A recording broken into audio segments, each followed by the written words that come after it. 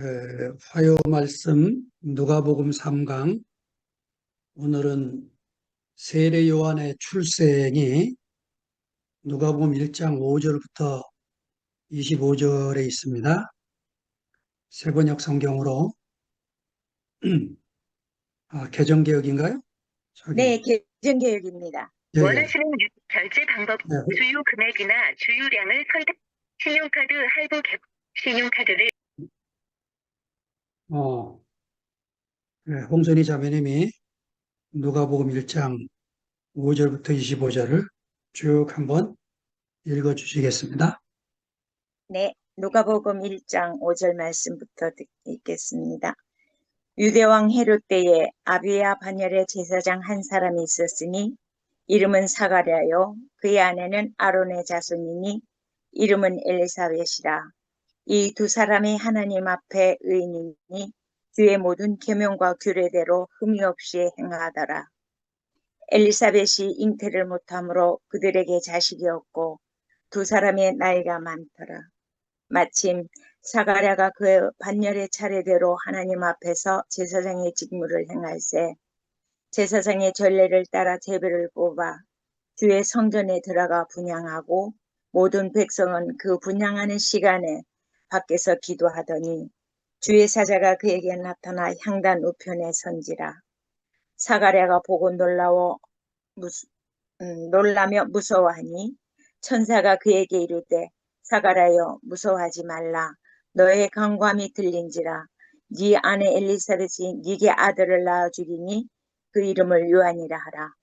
너도 기뻐하고 즐거워할 것이며 많은 사람도 그의 태어남을 기뻐하리니 이는 그가 주 앞에 큰 자가 되며 포도주나 독한 술을 마시지 아니하며 모태로부터 성령의 충만함을 받아 이스라엘 자손을 주 곧 그들의 하나님께로 많이 돌아오게 하겠습니다. 그가 또 엘리야의 심령과 능력으로 주 앞에 먼저 와서 아버지의 마음을 자식에게 거스르는 자를 의인의 슬기에 돌아오게 하고 주를 위하여 전 백성을 준비하리라. 사가랴가 천사에게 이르되 내가 이것을 어떻게 할리요? 내가 늙고 아내도 나이가 많으나이다. 천사가 대답하여 이르되 나는 하나님 앞에 서 있는 가브리엘이라.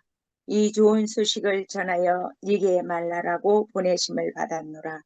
보라, 이 일이 되는 날까지 네가 말 못하는 자가 되어 능히 말을 못하리니 이는 네가 내 말을 믿지 아니함이거니와 때가 이르면 내 말이 이루어지리라 하더라. 백성들이 사가랴를 기다리며 그가 성전 안에서 지체함을 이상히 여기더라. 그가 나와서 그들에게 말을 못하니 백성들이 그가 성전 안에서 환상을 본 줄 알았더라. 그가 몸짓으로 뜻을 표시하며 그냥 말 못하는 대로 있더니 그 직무의 날이 다 되매 집으로 돌아가니라. 이후에 아멘. 네, 네, 아멘. 24절 계속하세요. 네, 이후에 그의 아내 엘리사벳이 잉태하고 다섯 달 동안 숨어 있으며 이르되 주께서 나를 돌보시는 날에 사람들 앞에서 내 부끄러움을 없게 하시려고 이렇게 행하심이라 하더라. 아멘. 네. 아, 아멘. 교회 생활하면서 제가 이 본문으로 말씀하는 게 처음인 것 같아요. 그리고 그 교회 생활 속에서 이 말씀으로 말씀을 전하는 형제를 본 기억이 없는 것 같습니다. 그래서 제가 이 말씀을 준비하는 동안에 얼마나 마음의 부담이 심했는지 모르겠어요. 왜 누가는 우리에게 이렇게 생소하고 잘 와닿지 않는 이런 이야기를 기록을 했는지 질문을 하게 되는 거죠. 그 천사의 등장이라든지 성령의 일하심이라든지 이런 것들은 또 그 세례 요한의 출생을 이렇게 길게 쓰고 있다든지 이런 것들이 너무 생소하기 때문에 우리가 잘 와닿지 않는 본문이 되기 쉽습니다. 어, 누가가 기록할 이 복음서를 기록할 당시에 예수님에 대한 두 가지 생각이 있었는데요. 하나는 기독교인과 또 한 사람은 유태인들일 텐데 기독교인이라는 것은 지금의 기독교인이 아니고 유대인 중에서 예수를 그리스도로 믿은 예, 기독교 유대인, 기독교를 믿는 유대인 이런 의미의 기독교인이겠죠. 그, 그 기독교인들은 예수는 하나님의 아들이다. 혹은 하나님이다. 또 어떤 사람은 예수는 사람인데 십자가에 죽어서 부활하심으로 하나님이 되셨다. 뭐 이런 식으로 믿고 있었겠죠. 근데 당시 유태인들은 예수는 사람이지 신이 아니다. 하나님이 될 수가 없다. 이렇게 주장하고 살았던 거죠. 왜 유태인은 예수를 하나님의 아들로 하나님으로 받아들이지 못했을까요? 유태인들이 알고 있는 그리스도 메시아는 메시아가 오시면 모든 사람이 알 수 있게 오신다는 거죠. 예. 그러니까 더군다나 유태인인 자기들이 메시아인 줄 모르고 오셨다? 그는 그리스도가 아니라는 거죠. 히브리인들에게 메시아였고 헬라 말로 하면 그리스도 말로 하면 그리스도죠. 더군다나 이 메시아가 오면 그 희년이 시작되고 희년이 선포될 텐데, 희년이 선포되면 모든 사람이 자유하게 된다는 거죠. 근데 예수가 메시아라면 우리에게도 희년이 시작이 돼서 모든 사람이 자유를 누리고 해방을 맛볼 텐데, 유대인의 사회, 경제, 정치적인 환경은 그대로 있고 예수는 메시아라고 주장하니까 받아들일 수 없다. 음, 이런 생각에 잡혀 있는 거죠. 이런 시대적인 배경을 가지고 누가는 예수의 새로운 이야기를 수집하고 정리해서 기록을 하고 있는 것입니다. 우리 첫 시작이 이랬죠? 우리 중에 이루어진 사실에 대하여. 이미 이루어진 일이 있어요. 그것은 예수님이 행하시고 그리고 십자가에 죽으시고 이런 것들이 행해진 것들이 전파되었는데 누가는 지금 그 이야기에다가 다른 이야기를 쓰려고 하고 있다는 거죠. 그 1, 2장을 이렇게 이제 전체를 비교해 보면요. 예수님의 출생과 요한의 출생이 아주 비슷하게 기록이 되어 있습니다. 첫 번째는 천사 가브리엘이 사가랴에게 나타나서 엘리사벳이 임신하게 될 테니까 아기 이름을 요한이라고 쳐라. 이런 내용이 나옵니다. 똑같이 예수님의 출생에 대해서도 천사 가브리엘이 마리아에게 소식을 전하고 마리아가 그 임신 소식을 듣고 놀라게 되는 거죠.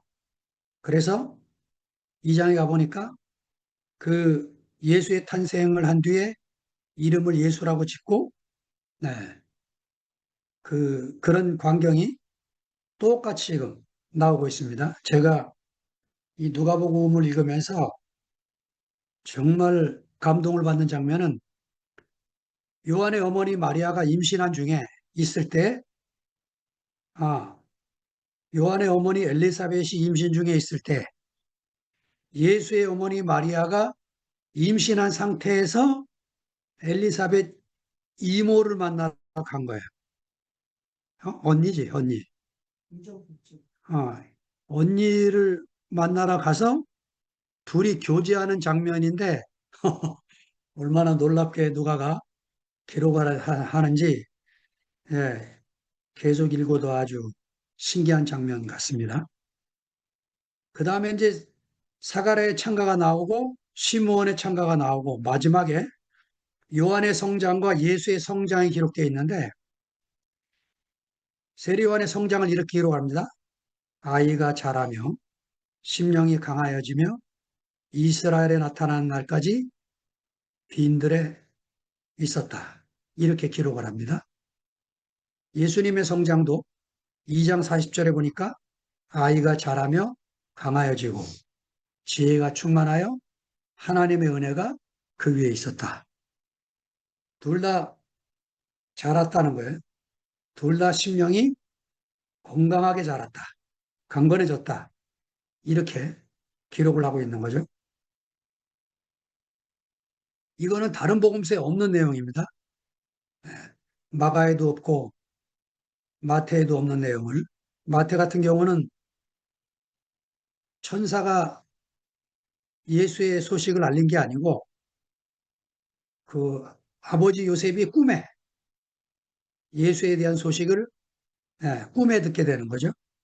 예, 마리아는 누가복음에 나오고 마태에서는 요셉이 나옵니다. 이렇게 다르게 기록이 되어 있는 거죠. 또 이름을 짓는 것을 보면 마태복음에는 임마누엘이라고 이름을 덧붙이죠. 예수의 이름을 구원자라고 하는 그 이름은 하나님이 우리와 함께 하시다. 이런 이름을 가지고 태어나는 분으로 기록을 합니다. 이렇게 그 예수의 출생에 앞서서 세례 요한의 출생을 매우 중요한 것으로 여기고 지금 기록을 하고 있는 겁니다. 왜 그럴까요? 네. 예수의 출생에 대한 오래 전부터 퍼진 비방들이 있어요. 그 잘못된 소문들. 예를 들면 예수는 사생하다. 혹은 예수는 로마 병사 판데라의 아들이다.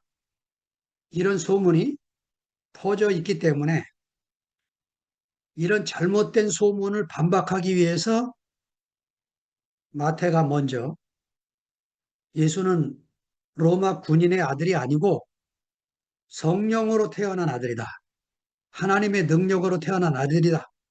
이거를 기록을 했지만 예, 그 기록을 다 본 누가가 예, 신비한 예수님의 출생을 믿지 못하는 자들을 위해서 예, 예수님만 성령으로 출생한 게 아니고 세례 요한도 동일한 출생을 거쳤다. 이거를 지금 기록을 하고 있는 겁니다. 그냥 이제 누가는 이렇게 쓰는 거죠. 천사의 방문이 예수님에게만 있는 게 아니고 세례 요한 부모에게도 있었고 또 예수님만 성령으로 잉태된 게 아니고 요한도 예, 모태로부터 성령의 충만을 받았다. 누가가 이렇게 기록을 합니다. 예, 성령 충만으로 나온 아들이다. 이거를 예, 뭐 예수님만 신비하게 출생한 게 아니고 세례 요한도 신비하게 출생했다. 이거를 지금 기록을 해서 잘못된 소문을 반박을 하고 있는 거죠. 그것만 쓰면은 오해할까봐 7장 28절에 아주 못을 확실히 박는데 여자가 낳은 자 중에 요한보다 큰 이가 없다. 요한이 뛰어난 사람임에 틀림없지만 그러나 하나님 나라에서는 극히 작은 자라도 저보다 크다. 무슨 얘기 하려고 하는 걸까요? 예, 요한도 중요한 인물이긴 하지만 예수님은 그 중요한 인물을 넘어서 하나님의 구원 행위의 중심 인물이다. 이 얘기를 지금 누가는 강조를 하고 있는 거죠. 예, 시므온의 고백에 이렇게 기록이 되어 있습니다. 2장 29절부터 32절 그걸 보면 예, 하나님이 너는 그리스도를 보기 전에는 죽지 않을 것이다. 이렇게 말씀하셨대요. 그러면서 아기 예수를 보자마자 이렇게 노래를 합니다. 내 눈이 주의 구원을 보았사오며 그는 이방을 비추는 빛이고 주의 백성 이스라엘의 영광입니다. 이렇게 아기 예수를 만나서 고백을 하게 됩니다. 자, 이제 5절부터 7절을 나누기 전에 홍순희 자매님의 3절을 한번 읽어 주시겠습니다. 5절부터 7절.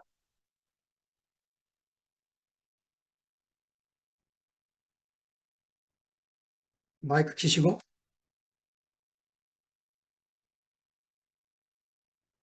음. 유대왕 헤롯 때에 아비야 반열에 제사장 한 사람이 있었으니 이름은 사가랴요 그의 아내는 아론의 자손이니 이름은 엘리사벳이라. 이 두 사람이 하나님 앞에 의인이니 주의 모든 계명과 규례대로 흠이 없이 행동하더라. 엘리사벳이 잉태를 못하므로 그들에게 자식이 없고 두 사람의 나이가 많더라. 네. 자, 누가가 이런 이야기를 어디서 찾아서 기록을 하고 있을까요? 네. 예수님이 십자가에 죽고 부활하신 다음에 교회가 탄생했죠? 교회 안에서 예수님에 대한 이야기들이 막 나눠지고 있었어요. 마가복음을 보니까 제일 먼저 기록을 했죠? 거기에는 예수님의 어린 시절이 아예 없습니다. 어떻게 예수님이 태어난지 잘 몰라요. 근데 마태를 가보니까 예수님의 탄생이 나와 있습니다. 요셉 이야기가 나와 있어요. 아하, 교회 안에서 지금 예수님에 대한 이야기들이 이렇게 자라가고 있는 걸 보게 되죠. 우리 교회 안에서도 그렇죠. 이열래 목사님에게 각자 다 은혜를 받았어요. 그 목사님 말씀을 통해서 우리가 교회 생활을 하게 됐습니다. 그런데 서로 조금씩 자기가 경험한 내용들이 다르기 때문에 다른 이야기들이 나오게 되는 거죠. 그렇게 교회 안에서, 초대교회 안에서 예수님의 이야기가 점점 자라가고 있다가 AD 70년 예루살렘이 멸망하고 성전이 회파됐을 때 성경을 쓸 생각이 없었던 마가가 제일 먼저 기록을 하고 그 다음에 마태가 기록을 하고 그 다음에 누가가 기록을 한 거죠. 그러다 보니까 마가복음에는 예수님의 십자가 이야기밖에 없어요. 근데 마태를 읽어보니까 예수님의 부활 이야기가 있고 예수님의 출생 이야기가 있는 거죠. 그 다음에 누가를 보니까 예수님의 어린 시절이 나오고 있는 거예요. 그리고 예수님의 승천 이야기가 나오고 성령의 이야기가 나오는 것입니다. 이렇게 교회 안에서 예수님에 대한 이야기가 점점 자라가고 있구나. 이런 것들을 우리가 이제 보게 되는 거죠. 자, 5절부터 이제 봅니다. 유대왕 헤롯 때, 그, 누가가 쓸 때 역사적인 관점에서 쓴다고 서문에 기록이 되어 있죠. 학자들 이야기가 1절부터 4절 이 서문은 역사학자들의 기록물을 봐도 흠이 없을 정도로 아름다운 문장으로 되어 있대요. 저도 뭐 히라보를 잘하는 사람이 아니니까 문장의 그 매끄러운 맛을 잘 모르는데 그럴 정도로 역사학자들이 쓰는 그 아름다운 수려한 문장을 누가도 1절부터 4절을 기록을 했다는 거죠. 그러면서 5절에 이렇게 씁니다. 유대왕 헤롯 때. 이게 무슨 얘기를 하려고 유대왕 헤롯 때 이렇게 기록을 할까요? 예. 이 헤롯이 어떤 사람인지 알고 들어가야 이 누가복음의 분위기를 우리가 파악할 수 있기 때문에 이렇게 유대왕 헤롯 때 이렇게 기록을 했다는 거죠. 헤롯 대왕이 어떤 사람인지 제가 잠깐 설명을 드리면 이 사람이 로마 황제부터 그 모가지가 달아날 뻔했는데 로마 황제 아우구스투스로부터 그 팔레스타인 땅을 다스릴 수 있는 그런 왕으로 지명을 받았기 때문에 얼마나 충성을 다하는지. 그래가지고 로마가 전 세계를 지배하는 것처럼 그 팔레스타인 전체를 헤롯 대왕이 자기의 권세를 이용해서 어, 빛나는 통치를 하고 싶어 했어요. 그래서 대대적인 건축을 합니다. 건축 사업을. 제일 중요한 성전 건축. 사실은 스룹바벨 성전을 우리가 에스라, 에스더, 느헤미야를 보면 짓는 광경이 나오는데 느헤미야 마지막에 보면 그 성전을 다시 수리를 했는데 예, 얼마나 작은지 그 작은 성전을 신축해 놓고 같이 울었다고 기록을 해요. 아, 그런데 솔로몬 성전보다 더 큰 성전을 이 헤롯이 지으면서 예수님 시대에도 완성이 안 돼. 그때도 지을 정도로 아마 40년 이상을 지었다 그래요. 예. 그러던 오랜 성전 건축을 하고 있는 중이고 그 아우구스투스 황제 신전을 지어 바치고 가이사라, 시저라고 하는 이름이 붙은 도시를 가이사라라고 하는 도시를 만들고 원형 경기장을 만들어서 예, 무시무시한 그 잔인한 검투사 싸움을 스포츠 경기로 잔인한 그 공연을 하고 그리스 로마 사람들이 좋아하는 이상한 공연들, 음란 공연 이런 것들을 하고 이랬던 헤롯. 그래서 팔레스타인 전체가 그 공포적인 분위기, 이런 분위기에서 억압당하는 가운데에 예수님이 태어나기 전에 세례 요한이 지금 출생하고 있다. 이 소식을 지금 전하고 있는 거죠. 마태는 그 이야기 쓰잖아요. 2살 이하의 아이를 다 죽였다. 메시아가 탄생했다는 소식을 듣고 헤롯 대왕이 예수가 누군지 알 수가 없으니까 계산해 보니까 2살쯤 됐을 것 같다. 그래가지고 2살 이하의 아기를 싹 죽였다. 그렇게 잔인한 사람이라는 겁니다.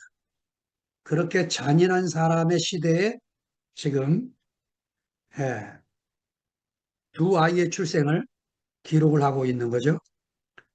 자, 그 아비야 반열에 제사장 하나가 있으니 이름은 사가랴다.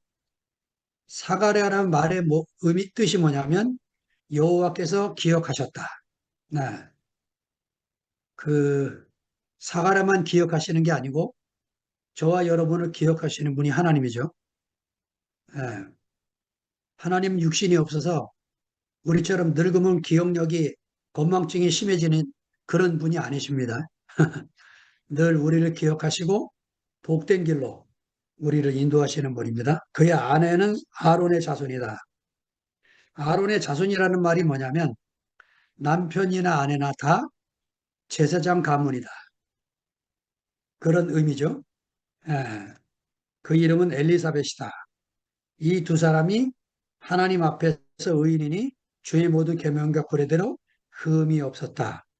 왜 이런 흠이 없다는 걸 강조합니까? 그 다음 구절 때문에 그래요. 엘리사벳이 수태를 못함으로 저희가 무자하고 예, 그러니까 자식이 없다. 아이를 못 낳는다. 혹시 제사장 자격이 없어서 그러나 아내에게 흠이 있나?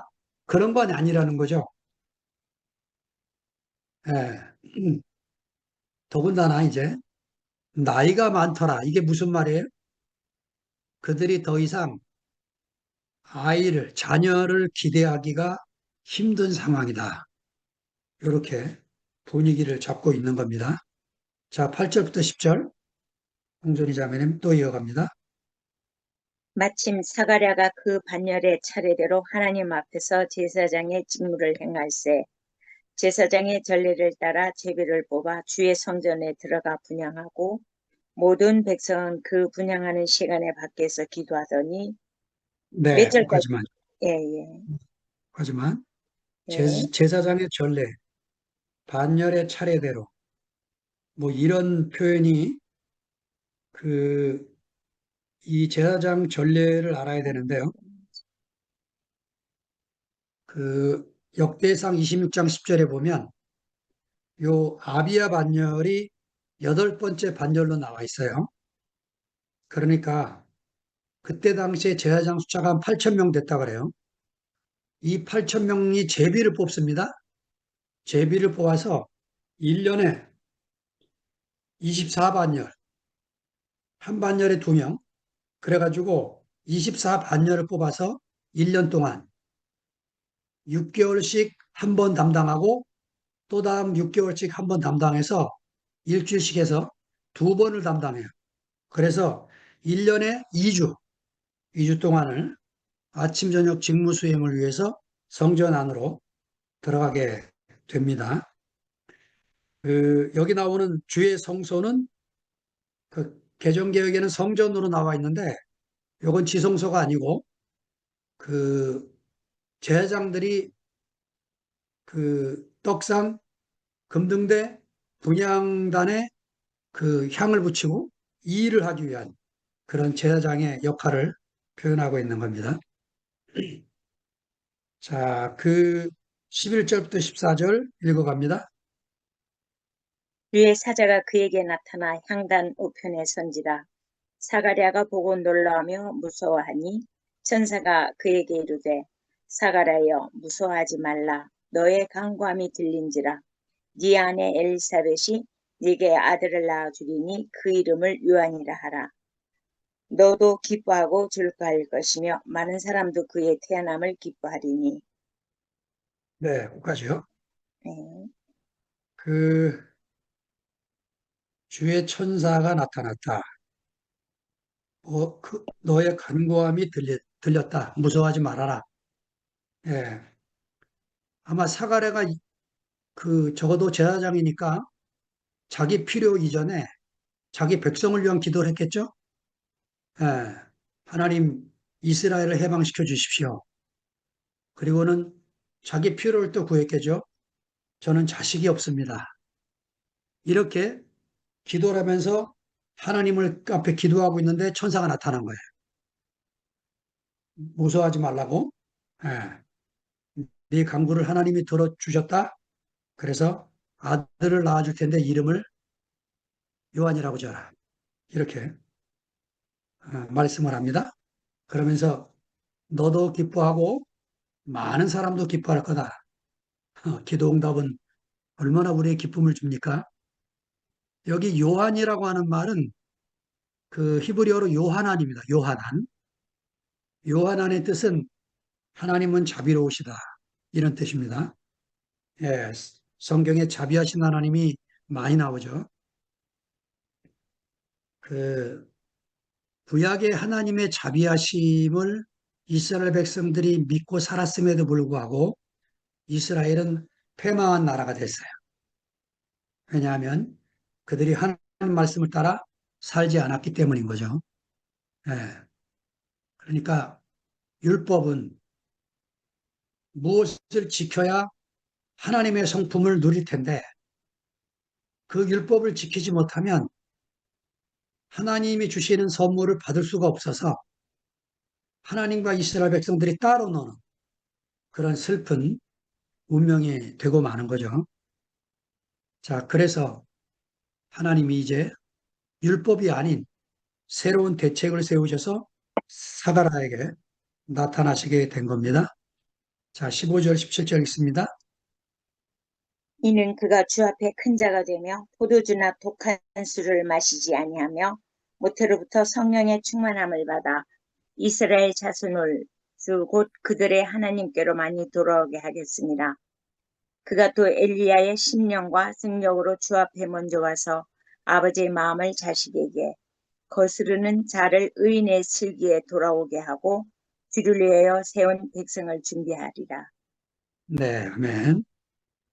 이는 저가 주 앞에, 지금 요 주 앞에라는 이 표현, 그 하나님 앞에가 6절, 8절, 19절 세 번 나오고 주 앞에가 한 번 나옵니다. 요거는 누가가 즐겨 쓰는 표현이에요. 누가만.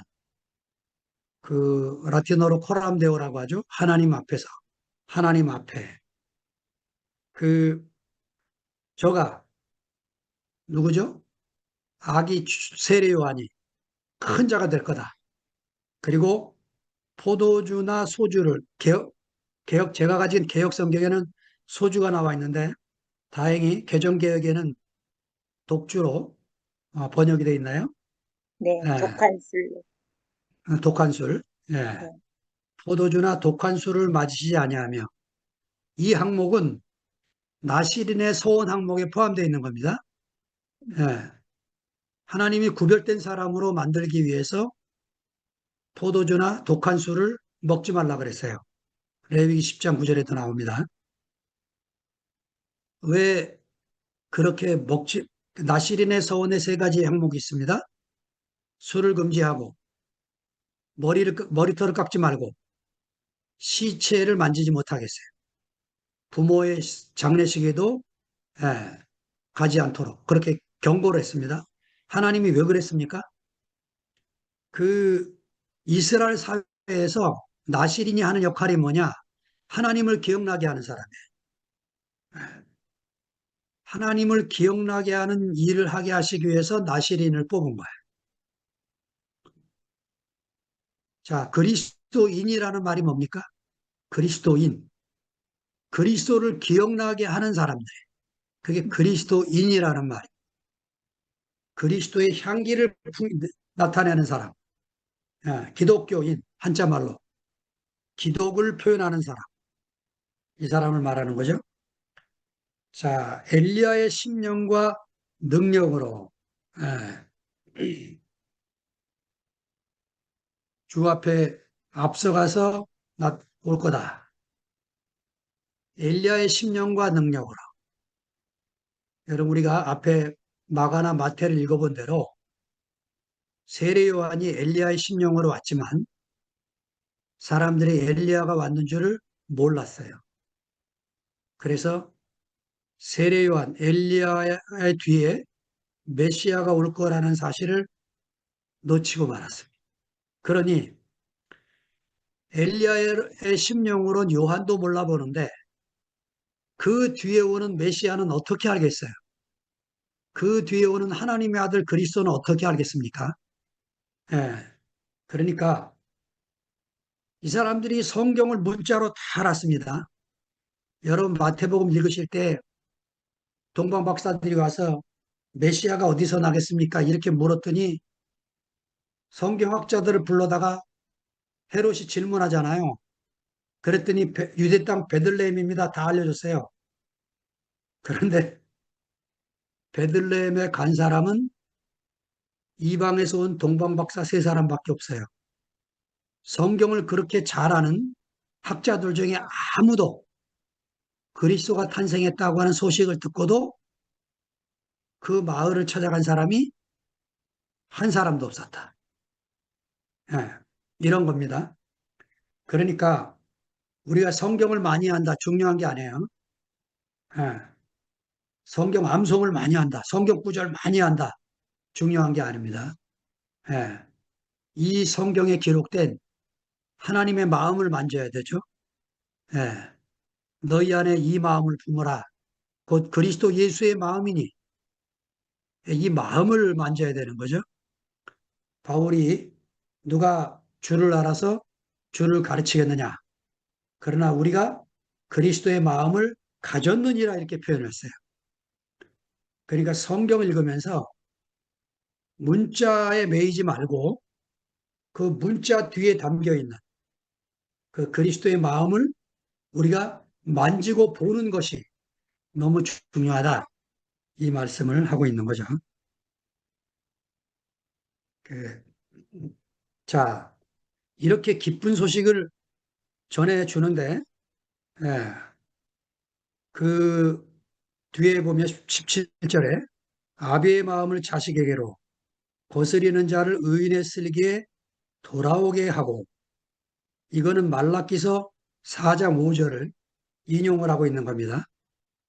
보라, 여호와의 크고 두려운 날이 이르기 전에 내가 선지 엘리야를 너희에게 보내리니 그가 아비의 마음을 자녀에게로 돌이키고 자녀의 마음을 그들의 아비에게로 돌이키게 하리라.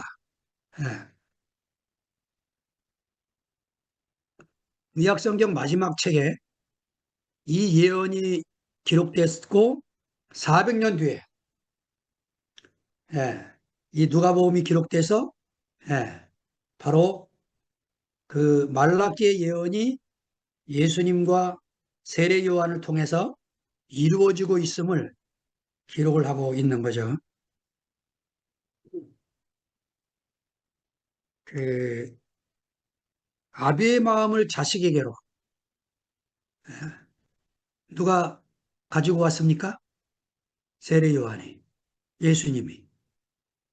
아기 요한이 탄생함으로, 아기 예수가 탄생함으로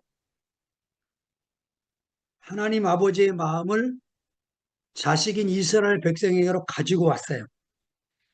이제 어떻게 할 차례입니까? 예, 세례 요한과 예수님이 생명이 얼른 자라서 예, 자식의 마음을 아버지에게로 예, 잃어버린 이스라엘 백성들의 마음을 하나님께로 돌이키게 하는 일을 하기 위해서 오신 분들이죠. 예, 저와 여러분들이 하고 있는 일이 그것입니다. 예, 누군가에 의해서 저와 여러분도 그 하나님 아버지가 예수 그리스도 안에서 우리에게 찾아오셨다는 기쁜 소식, 복음을 듣게 됐어요. 우리가 그것을 들었기 때문에 이렇게 매일, 거의 매일 여러분들이 숨 모임에 앉으셔갖고 저같이 시시한 형제가 하는 말씀까지 들으려고 앉아 계신 거죠. 뭐 하려고? 이렇게 들어서 내 인생에 그리스도의 마음을 만지고 하나님 아버지의 마음을 만져서 나도 또한 어떤 형제나 자매에게 가서 예, 하나님 아버지의 마음을 전해서 자식의 마음을 아버지에게로 돌이키게 하는 이 일을 하도록 하나님이 저와 여러분 분들을 부르신 거죠. 자, 이렇게 하면 이제 기뻐해야 되잖아요. 예? 그런데 그 18절부터 20절에 보면 이제 이상한 반응이 나옵니다. 자, 홍순희 자매님 읽겠습니다.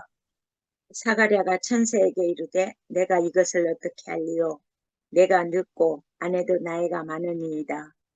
천사가 대답하여 이르되 나는 하나님 앞에 서 있는 가브리엘이라. 이 좋은 소식을 전하여 네게 말하라고 보내심을 받았노라. 보라, 이 일이 되는 날까지 네가 말 못하는 자가 되어 능히 말을 못하리니 이는 네가 내 말을 믿지 아니하거니와 때가 이르면 내 말이 이루어지리라 하더라. 네. 18절에서 20절까지입니다.